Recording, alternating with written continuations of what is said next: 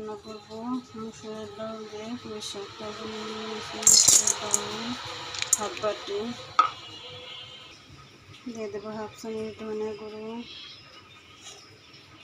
1 চামচ কাঁচামরিচের গুঁড়ো, হাফ চামচ হলুদের গুঁড়ো, 1 চামচ লবণ দিয়ে দেব, হাফ চামচ আদা বাটা, 1 চামচ রসুন বাটা, 1 চামচ জিরা বাটা দিয়ে দেবো, কিছুটা পেঁয়াজ আর দিয়ে দেবো পানি দিয়ে আমি ডালটাকে একটু সিদ্ধ করে নেব। আমি সহজ উপায়ে আপনাদের মসুর ডাল পুঁই শাক রান্নার রেসিপি শেয়ার করছি।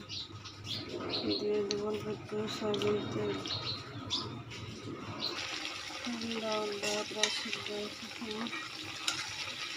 ভিতরে দিয়ে দেবো ধুয়ে রাখা পুঁই শাক। ধুয়ে কষে নিয়েছি, আমি পুঁই শাকগুলোর ভিতরে দিয়ে দেবো।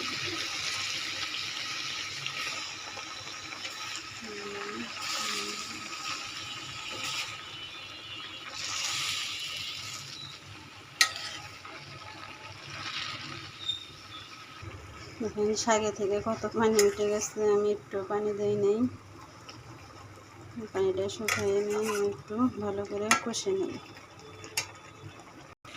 একটুখানি জল দিয়ে দেবো, একটু গরম পানি দিয়ে একটুখানি রান্না করে নেব।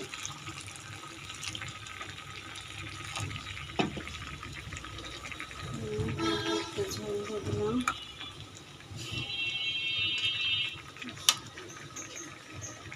রান্নাটা হয়ে গেছে, আমি এখন নামিয়ে বাগার দিয়ে নেব। দেশি কড়াইতে দেবো পরিমাণ মতো তেল,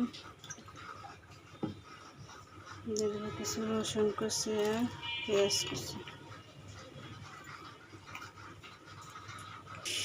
লাল হয়ে গেছে, দেবো গোটা জিরে, ডাউলের ভিতরে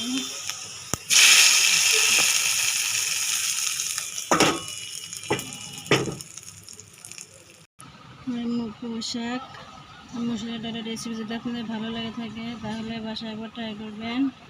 কেমন হয়েছে তা কমেন্টসে জানাবেন, আমার পাশে থাকবেন আর আমার জন্য দোয়া করবেন, আমি যেন এগিয়ে যেতে পারি। আল্লাহ হাফেজ।